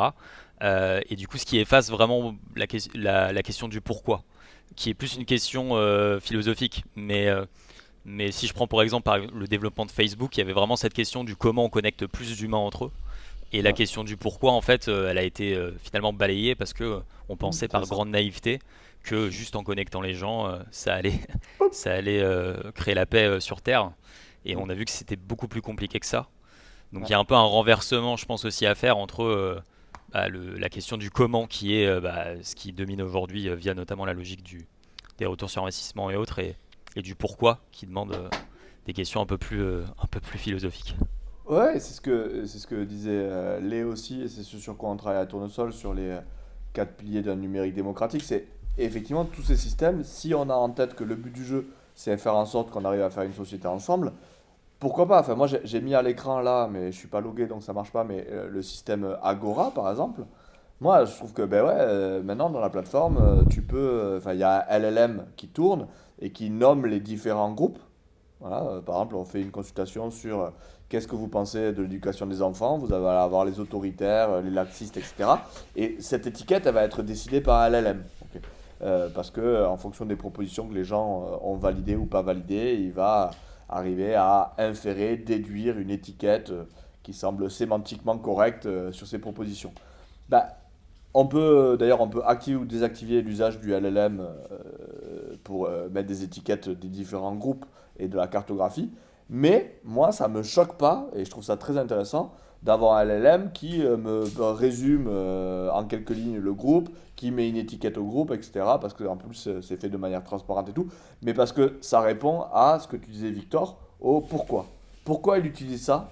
Pour faciliter la lecture collective de cette cartographie. Bon, très bien. Et ben, ça me va. Mais par contre, c'est vrai que ça demande de réfléchir à cette question philosophique de pourquoi. Pourquoi on fait ça? Pourquoi on veut utiliser l'IA générative?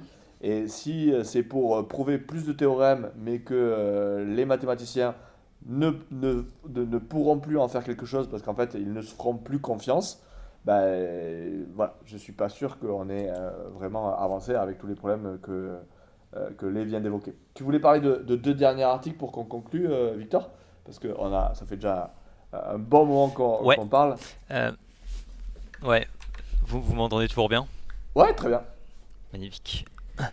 Ouais, alors il y avait deux articles du Financial Times, donc qui datent un peu, il date de 2025, mais dont un, je pense, qui a été pas mal relayé quand il est sorti, euh, qui s'appelle Have Humans Passed Peak Brain Power? Donc, Ok. comment on pourrait le traduire? Est-ce que les êtres humains ont atteint une sorte de plafond de verre sur leur capacité cognitive, ont atteint un Ouais. plateau de verre? Et du coup, ce qui est intéressant dans cet article, c'est que il y a une étude qui est mentionnée et qui est en fait une des rares études qui porte sur la question un peu des capacités cognitives et de l'attention, qui remonte à loin en fait, qui débute dans les années 90. C'est une étude du Monitoring the Future. Et en fait, la question que cet institut a posée à des jeunes de 18 ans entre les périodes de 1990 et 2020, 25, quelque chose comme ça, c'est est-ce que vous avez des difficultés à réfléchir ou à vous concentrer, ou alors est-ce que vous avez des difficultés à apprendre de nouvelles choses. Et donc ce qu'on voit en fait sur ces courbes, c'est qu'il y a une augmentation assez brutale justement de ces capacités-là au début des années 2010. Donc, d'ailleurs, ce qui... T'as le lien vers l'étude ou pas? Ouais, alors je l'avais mise, je crois que dans la Ah, je vous l'avais mis sur Signal. Ah, ok. Normalement... Ouais, voilà, c'est le dernier PDF que j'ai mis. Ok, attends. Et donc, il y a... Vas-y. Tu pourras peut-être montrer Ouais, les courbes. je vais le mettre. Ouais. Et donc, c'est un peu similaire d'ailleurs aux courbes qui ont été cumulées par notamment des sociologues américains comme Gene Twenge sur la crise de la santé mentale des jeunes à travers le monde, et où ces courbes ont tendance justement à exploser au début des années 2010. Et donc en fait, une des hypothèses du coup qui est émise dans cet article, c'est la responsabilité des technologies numériques, puisque du coup c'est au début des années 2010 qu'il y a vraiment un peu cette rupture technologique avec à la fois la diffusion massive des smartphones et à la fois du coup les réseaux sociaux qui se diffusent massivement. Et donc en fait une technologie comme un réseau social comme Facebook qui est vraiment façonnée pour capter l'attention des utilisateurs et qui ne reste pas seulement sur l'ordinateur dans la chambre à coucher des jeunes, mais qui vraiment vont les suivre en fait toute la journée. Donc voilà, ça c'est une des hypothèses qui est mise dans l'article, qui me semble assez solide, sachant que il y a d'autres études qui montrent bien à quel point en fait les technologies numériques peuvent affecter nos capacités cognitives. Je pense notamment à une étude qui s'appelle Brain Drain et qui montre qu'en fait la simple présence d'un smartphone dans la même pièce que nous va affecter nos capacités, affecter négativement nos capacités à nous concentrer. Et donc le conseil de l'étude, c'est un petit peu si vous voulez mieux vous concentrer, par exemple pour passer un examen, éloignez physiquement en fait le téléphone portable de la pièce, parce qu'en fait le cerveau a tellement associé le téléphone portable à une source de distraction et d'information qu'il y a une forme de concurrence en fait qui se crée entre un objet d'étude comme un examen et le smartphone qu'on a dans notre poche, et du coup ça va vraiment dégrader nos capacités cognitives. Et oui, et dans l'article il n'y a pas seulement du coup cette étude de l'Institut qui est mentionnée, mais il y a aussi tous l'évolution des résultats de l'OCDE sur les performances scolaires des jeunes qui sont en chute libre depuis les années, les années 2010. Là je suis en train de montrer, mais effectivement que ce soit sur donc le numeracy, literacy, donc plutôt les maths et plutôt la lecture et la compréhension, quels que soient les pays de l'OCDE, les gens qui galèrent, il y en a de plus en plus. Les gens qui lisent, il y en a de moins en moins. Les gens qui ont des challenges cognitifs, en gros qui rencontrent des difficultés, ça explose. Donc difficulté, c'est ouf. Hein. Voilà. J'avais vu des trucs aussi sur l'évolution du classement PISA, parce qu'il y a toujours cette phrase... les vieux, ils se plaignent toujours de la baisse du niveau des jeunes. En fait, c'est pas vrai, c'est peut-être vrai ça, mais en tout cas, le niveau des jeunes n'a pas cessé d'augmenter jusque dans les années 2010. Et là, par contre, depuis 2010, quelque chose comme ça, ça commence à diminuer. Il y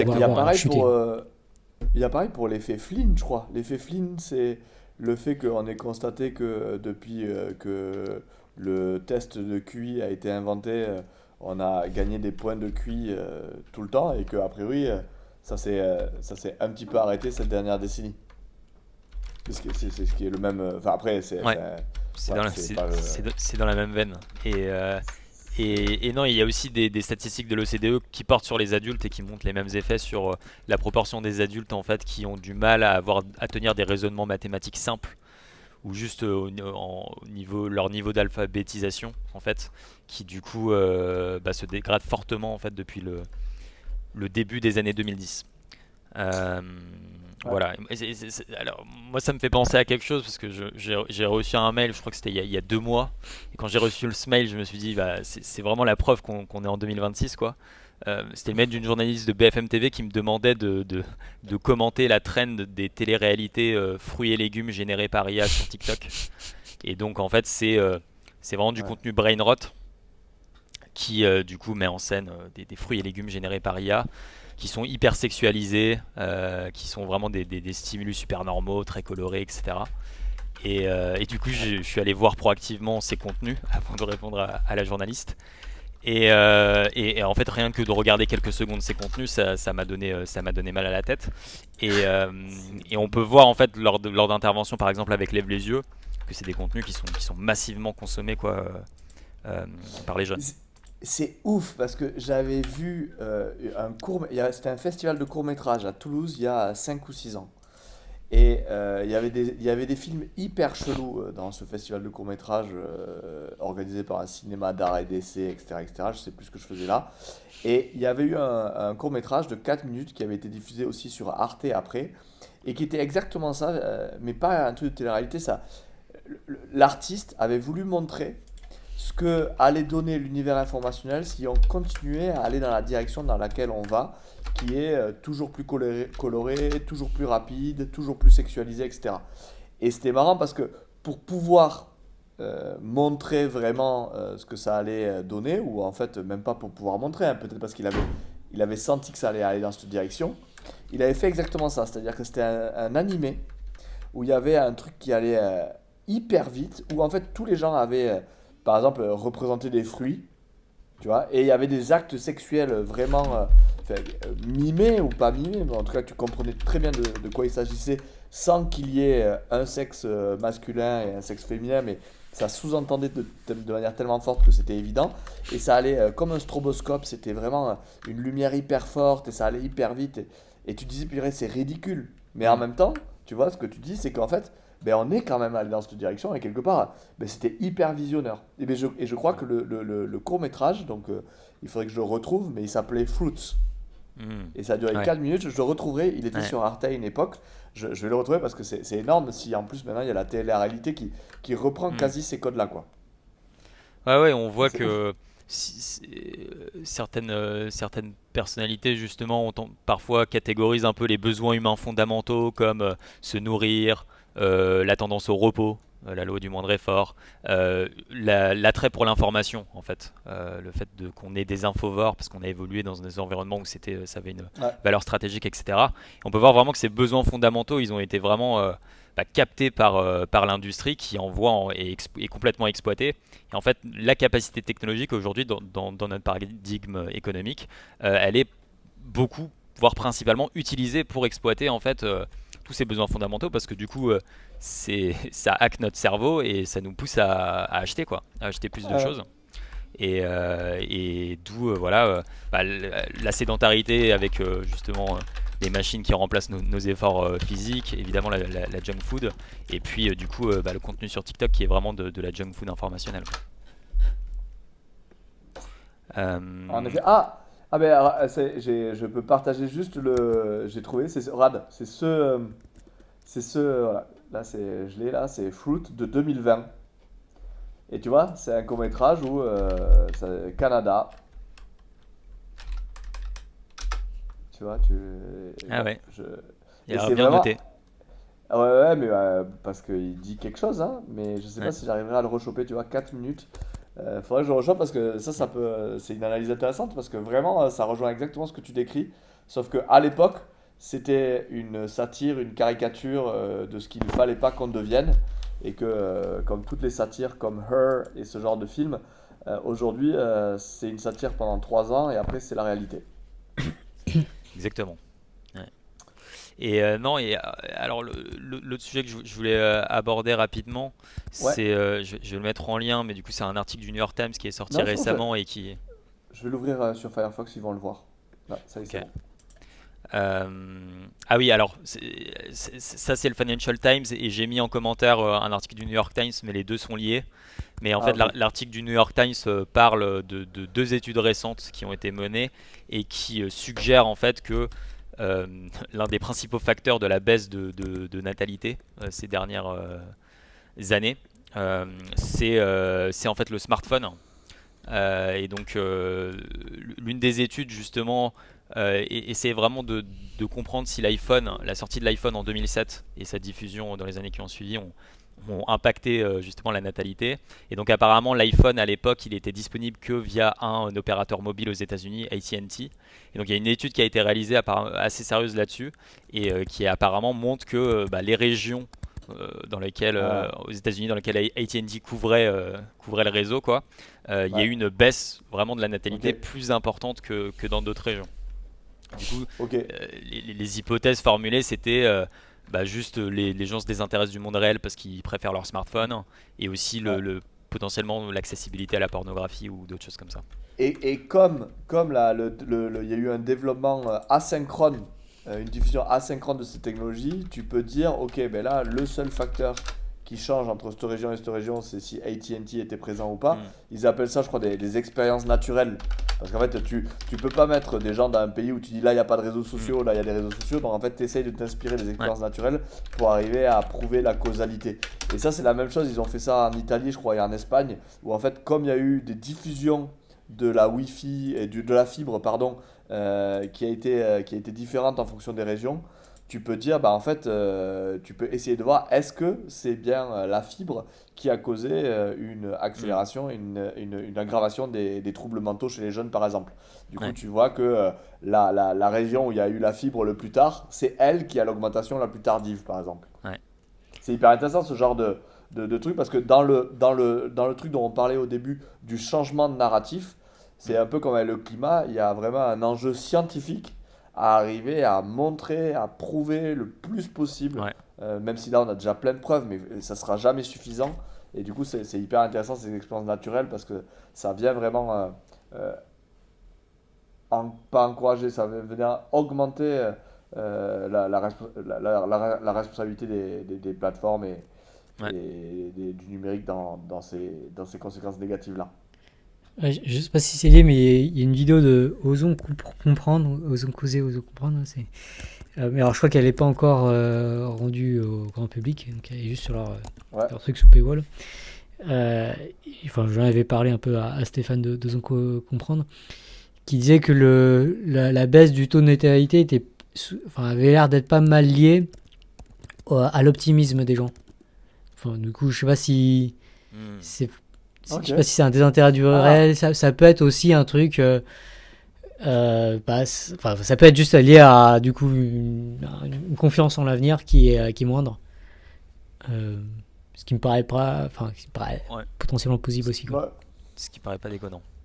Ouais, et Ouais. ce qui quand même Ouais. donnerait aussi un peu de responsabilité aux plateformes et aux réseaux sociaux parce que Ouais. c'est aussi le contenu le plus catastrophiste et le plus générant des émotions négatives qui se diffusent dans ces réseaux sociaux. Donc je pense qu'ils participent aussi Hmm. quelque part à la baisse de confiance dans l'avenir.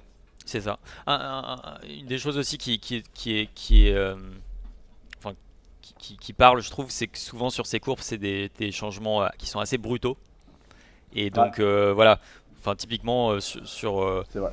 des facteurs comme par exemple l'éco-anxiété, etc. peuvent très certainement jouer. Mais l'une des caractéristiques un peu du numérique, c'est ce côté, en fait, il y a des courbes qui partent très vite parce qu'il y a des niveaux d'adoption qui sont très très rapides.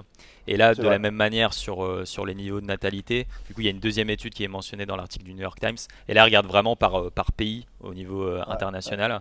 Et en fait, il y a vraiment ces changements de courbe qui sont assez brutaux, encore une fois, dans les années, au courant des années 2010. Et qui concerne en fait, ça qui souligne dans l'étude, qui concerne vraiment des pays qui ont des caractéristiques très différentes. Donc en fait, il y a des changements vraiment similaires dans des pays qui sont religieux ou pas religieux, des pays qui sont riches ou pauvres, etc., etc. Donc ça, c'est pas évidemment, c'est pas une preuve, Ah, mais non, non, c'est non, mais c'est intéressant de voir. En fait, du coup, peut-être que la diffusion massive et hyper rapide des IA génératives va être extrêmement intéressante pour les scientifiques. Parce qu'en fait, du coup, si j'en crois ce que tu dis, Victor, Ça voudrait dire que si les IA génératives et les chats conversationnels sont responsables de quelque chose, ben, cette conséquence va apparaître de manière très rapide vu que on n'a jamais adopté une technologie aussi rapidement que les agents conversationnels. Je crois C'est me ça. souvenir que le réseau qui a dépassé les 100 millions d'utilisateurs le plus rapidement, c'est ChatGPT. Ouais, c'est ça. Je crois que Facebook avait dû atteindre 500 millions d'utilisateurs en l'espace de 5 ans, 5-6 Ouais. ans peut-être, et ChatGPT c'était en un mois ou un mois et demi, quelque chose comme ça. Ouais, il y a quelque chose comme ça où c'était extrêmement rapide. Donc du coup, j'ai peur que les conséquences sociétales positives et négatives soient extrêmement rapides et que du coup, il sera d'autant plus facile de leur imputer la responsabilité. Yes. Ouais. Ben, cool, ben, on a fait le tour, je pense. Où il y avait, non, il y a Super Bloom, je sais pas si c'était toi. Ah non, ça c'est une erreur de ma part. Ok. Eh bien, Euh, parfait. je dois juste dire rapidement que j'ai sorti un livre depuis le dernier podcast qui s'appelle Ah, Demain ben, l'IA aux sympa. commandes, qui parle Ouais. d'IA agentique. Voilà, c'est ma Que petite pub. je suis actuellement en train de lire, qui est excellent. Je recommande à tout Ouais. le monde d'aller l'acheter Que, en que, que librairie j'ai, que ou sur les j'ai, que plateformes. j'ai, et que, et moi, j'ai déjà lu une version précédente, mais j'ai Ouais. pas, j'ai pas relu. Mais bon, je crois que c'était assez proche de ce que tu as Oh, sorti ça au n'a pas final. trop changé. Du Bon. coup, non, ça va. Ouf. Ce qui presque me rassure, parce que du coup, parce que la question, Oui. la difficulté d'écrire sur ce, Ah sur ouais. ce sujet, c'est que ça avance très vite et du coup, il faut que tu écrives un truc qui quand même vive au moins un an, ça serait bien. Ouais, Mais c'est bon, pas, je pense c'est que pas c'est écrit évident. pour durer, enfin, pour être raisonnablement pertinent dans 5-10 ans, j'espère. Ouais. En tout cas, moi, la couverture, elle me fait toujours penser au logo de Adobe et de Photoshop et de Illustrator. Il Moi, y a un maintenant, il côté va me très. faire penser à ton Firefox. Ah! Ah oui! Ah oui, c'est vrai que ah ben, c'était fait exprès, j'avais choisi un thème de Firefox qui était exprès pour être accordé au livre. Mais d'ailleurs, je Ça, suis ça... surpris de te voir avec un thème comme ça sur Firefox. Ça te capte pas de l'attention d'avoir ça? Non, non, Mhm. ça a plus de tendance Ok, entre guillemets, m'apaiser. ok, ok. Ben, trop cool. Ben, on essaiera de refaire ça début août, fin juillet, début août. Ouais. Du coup, ben, merci beaucoup. N'hésitez pas à nous mettre en commentaire si vous avez des actus. Mettez en commentaire si vous voulez qu'on essaie de les regarder, etc. etc. Voilà, en tout cas, un plaisir. Yes, Merci, à bonne bientôt. soirée. Ciao, ciao. Ciao. Salut tout le monde. Ciao, ciao.